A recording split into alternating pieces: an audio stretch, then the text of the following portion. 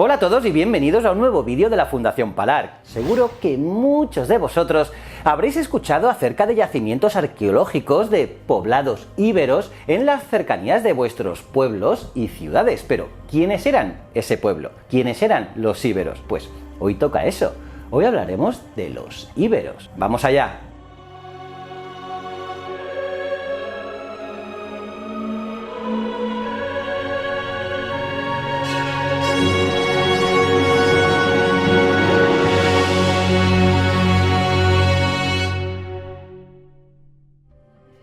Los íberos fueron unos pueblos prerromanos, habitantes del Levante y sur de la península ibérica. Fueron llamados así por antiguos escritores griegos para distinguirlos de los pueblos del interior de la península, cuya cultura, costumbres y lengua eran diferentes. Desde un punto de vista arqueológico actual, el concepto de cultura ibérica no es un patrón que se repita de forma perfectamente uniforme en cada uno de sus pueblos, sino que es la suma de las culturas individuales que a menudo presentan rasgos similares, pero que otras veces poseen mayores diferencias o incluso a veces comparten estas con pueblos no identificados como íberos. En realidad, lo que llamamos cultura íbera es más bien un conjunto de culturas hermanas con un elemento unificador, la lengua que hablaban. E incluso la lengua, presentaba variantes, una septentrional y una meridional. Y el desarrollo de cada una de las tribus íberas parece haber sido acorde con los pueblos con los que entraron en contacto. Es decir,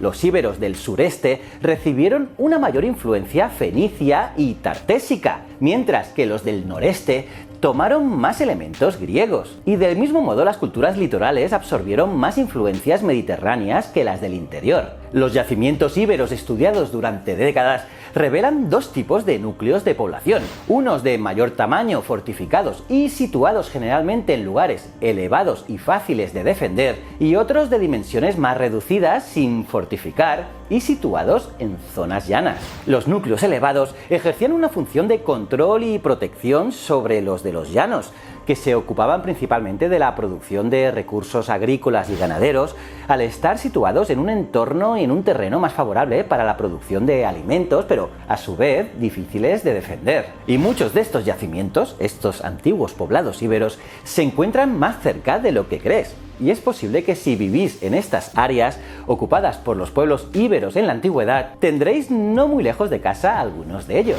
Además, algunos de estos poblados han sido muy famosos por su estado de conservación o por hallazgos importantes. Es por ejemplo el caso del poblado íbero de la Bastida de los Alcuses, situado en el término de Moixent, en la provincia de Valencia, donde los arqueólogos descubrieron 250 departamentos y se hallaron piezas tan importantes como el conocido Guerrer de Moixent, o también pequeñas planchas de plomo escritas en lengua íbera. O por ejemplo, el poblado íbero de Cástulo, que fue una importante ciudad íbera, capital de la región de Oretania, y las ruinas de lo que fue aquel asentamiento se encuentran a apenas 5 kilómetros de Linares, en Jaén. Y ojo que este poblado constituía una de las fortalezas elevadas y urbanizadas más importantes de lo que hoy es Andalucía, e incluso en ella se llegó a acuñar una moneda propia. Además, tras pasar a ser parte de la provincia romana tarraconense, llegó a ser una ciudad romana muy importante, y su estado de conservación es excelente.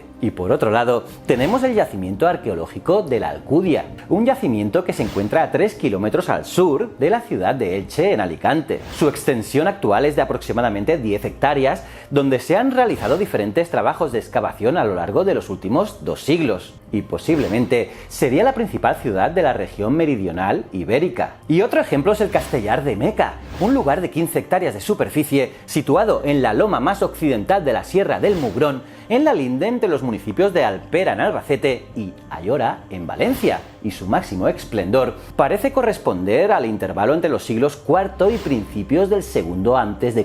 o algo posterior, aunque hay restos materiales que permiten elevar la cronología de origen hasta el siglo VII a.C. y posteriormente el Castellar de Meca también fue ocupado en época romana alto imperial y en la posterior islámica, razón por la cual hay tantas construcciones más nuevas, mejor conservadas. Pero ojo, ya que estos son solo una pequeña muestra de la cantidad de yacimientos esparcidos por estas tierras íberas. Si recordáis de anteriores vídeos, la civilización tartésica colapsó a finales del siglo VI a.C., cuando las colonias griegas y fenicias quedaron aisladas de sus metrópolis por el ascenso de Cartago como nueva cultura dominante en el Mediterráneo. Pero al contrario que los tartesos, los íberos continuaron existiendo como cultura durante varios siglos más. Los poderosos cartagineses llegaron a acuerdos y alianzas con los pueblos íberos que les permitía obtener recursos agrícolas y minerales. Sin embargo, la situación cambió para siempre tras la Primera Guerra Púnica, a mediados del siglo III a.C., que impulsó a los cartagineses a la conquista de los territorios íberos